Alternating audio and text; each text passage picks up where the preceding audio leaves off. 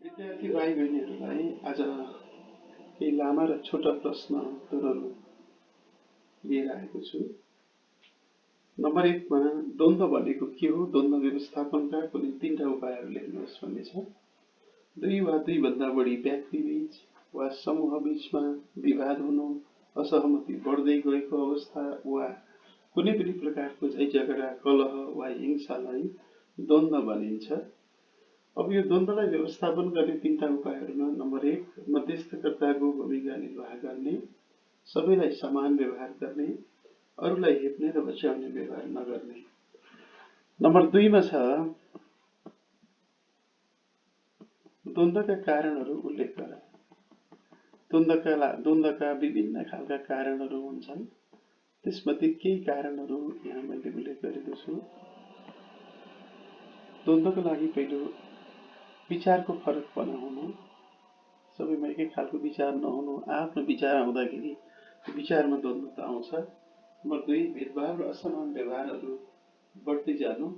Number 3 अन्धविश्वास कुरीतिलाई बढी पृष्ठपोषण गर्नु, अहमता बढ्नु, प्रभावकारी सञ्चारको कमी हुनु, रिस ईर्ष्या डाहा बढी हुनु, इमानदारीताको कमी हुनु, अराजकता बढ्नु, निहित स्वार्थको कारण मनमुटावहरू बढ्दै जानु, स्रोत साधन र अवसरहरूको असमानता हुनु, अन्याय अत्याचार बढी हुनु, अरूलाई हेप्ने र बच्याउने प्रवृत्ति रहनु, धार्मिक सहिष्णुता तथा सामाजिक एकताको कमी हुनु, राजनीतिक हस्तक्षेपहरू बढ्दै जानु र स्वार्थ बढ्नु यी द्वन्द्वका मुख्य कारणहरू हुन्। अर्को प्रश्नमा छ द्वन्द्वलाई कसरी समाधान गर्न सकिन्छ, यिनलाई समाधान गर्ने उपायहरू के छन् भनेको छ। द्वन्द्व समाधान गर्ने उपायहरू निम्नानुसार छन्। स्वार्थी व्यवहारको अन्त्य गर्ने, सबैको विचारको सम्मान गर्ने, राजनीतिक, धार्मिक, सांस्कृतिक सहिष्णुता कायम गर्ने, शान्त, संयम र न्यायिक व्यवहारको पालना गर्ने, स्रोत साधन र अवसरको असमान खालको वितरण गर्ने जुन प्रवृत्ति छ यसको अन्त्य गर्ने, अरूलाई हेप्ने र बच्याउने व्यवहार नगर्ने, अहमताको भावनालाई छोड्दै जाने, सामाजिक विभेदको अन्त्य गर्ने, मध्यस्थकर्ताको भावना निष्पक्ष र पूर्वाग्रह रहित बनाउने। अब यसपछि विचारसँग सम्बन्धित केही प्रश्नहरू र त्यसको उत्तर, छोटो उत्तर अनि लामो उत्तर र अति छोटो उत्तरहरू समेत यसमा राखेको छु। नम्बर 1 मा छ सामाजिक समस्या तथा विकृति भनेको के हो। सामाजिक समस्या तथा विकृति भनेको समाजमा प्रचलित नराम्रा पक्षहरू जसले समाजलाई प्रत्यक्ष अप्रत्यक्ष रूपमा हानि गर्छन् र समाजलाई नकारात्मक दिशातिर अगाडि बढाउँछन्, त्यस्ता समस्याहरूलाई नै सामाजिक समस्या र विकृति भनिन्छ। समाजमा रहेको कुनै 2 सामाजिक समस्या र विकृतिहरू लेख्नुहोस्। यसमा दाइजो प्रथा, फजुल खर्च, कुसंस्कार, कुरीति यी सबै यसभित्र पर्छन्। भ्रष्टाचार भनेको के हो त? व्यक्तिका व्यक्तिगत स्वार्थ अनुसार काम गरे वा गराइदिए बापत कुनै पनि लाभ लिनु नै भ्रष्टाचार हो। यसभित्र नगद लिनु अथवा कुनै पनि सरसामान सामग्रीहरू लिनु अथवा मनसाय राखेर कुनै पनि कामहरू गर्नु भ्रष्टाचारभित्र पर्छ। बौद्धिक पलायन भनेको के हो? उच्च शिक्षा, रोजगारी साथै अवसरको खोजीमा देशको बौद्धिक जनशक्ति विकसित राष्ट्रमा अथवा अन्य राष्ट्रमा जाने र त्यही शिक्षा, सिप, दक्षता हासिल गर्ने अनि उतै रोजगारी गर्ने, उतै बसोबास गर्ने र आफ्नो देशमा फर्केर नआउने जुन समस्या छ त्यसलाई बौद्धिक पलायन भनिन्छ। नम्बर 5 सामाजिक विकृति र समस्या समाधानका उपायहरू के हुन्? यस्ता सामाजिक विकृतिहरू छन्, यस्ता समस्याहरू छन्, यसलाई समाधान गर्ने 2टा उपाय सचेतनामूलक कार्यक्रमहरू सञ्चालन गर्ने, कानुनको प्रभावकारी कार्यान्वयन गर्ने। अब क्वेशन नम्बर 6 मा छ ILO को पूरा रूप के हो?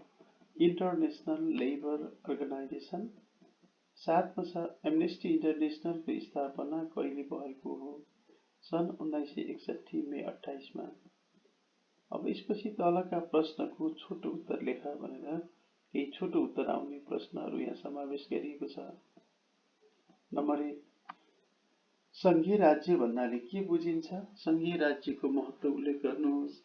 कुनै पनि देशलाई 2 वा त्योभन्दा बढी तहमा विभाजन गरेर शासन व्यवस्था सञ्चालन गरिन्छ भनेदेखि त्यस्तो देशलाई संघीय राज्य भनिन्छ। धेरै देशमा फरक फरक किसिमको संघीय शासन व्यवस्था देखिन्छ। कुनै देशमा कस्तो खालको र कुनै देशमा कस्तो खालको देखिन्छ। जस्तै अमेरिकामा हेर्ने भने 2 तहको सरकार छ भने नेपालमा 3 तहको सरकार छ। हाम्रोमा स्थानीय तह, प्रदेश र सङ्घ गरी 3 तहमा विभाजन गरेर हाम्रो राज्य संरचना सञ्चालन गरिएछ। अब संघीय राज्यको महत्त्व के छ त? सामाजिक विविधताको सम्मान गर्न सकिन्छ, सन्तुलित र समानुपातिक विकास गर्न सकिन्छ, सामाजिक न्यायका लागि समान अवसर प्राप्त हुन्छ, अवसरको न्यायोचित वितरण हुन्छ, सेवा सुविधाको सहज रूपमा पहुँच हुन्छ, यस्तो पहुँचमा वृद्धि हुन्छ। प्रश्न नम्बर 2, संघीयताले नागरिकमा राष्ट्रप्रति अपनत्व बढाउँछ, कसरी? आफ्नो विचार लेख्नुहोस्।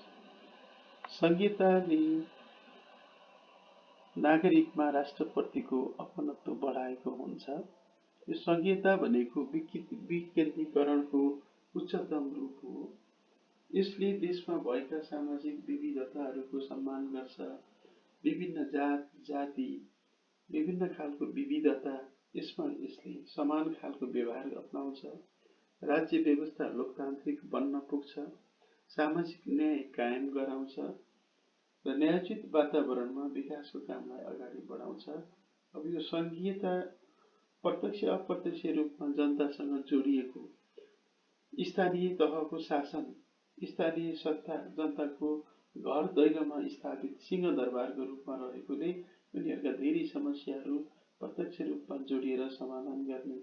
प्रदेश सरकारले पनि आफ्नो प्रदेशभित्रका धेरै समस्याहरू जनताका माग अनुसार अगाडि बढाउने, जनता अनुकूलको कानुन निर्माण गर्ने, यी आदि कारणले गर्दाखेरि सङ्घको मात्रै भर पर्न नपरिकन प्रदेश र स्थानीय तहको समेत पहलमा जनताले प्रत्यक्ष रूपमा लाभ लिइरहेको कारणले गर्दाखेरि यसमा राष्ट्रप्रति अब नागरिकहरूले आफ्नो अपनत्व बढाउँछन्, संघीयतालाई टिकाउनु पर्छ भन्ने कुरामा उनीहरू जोड दिन्छन् भनेर हामीले यसको प्रश्नको उत्तर लेख्नुपर्छ।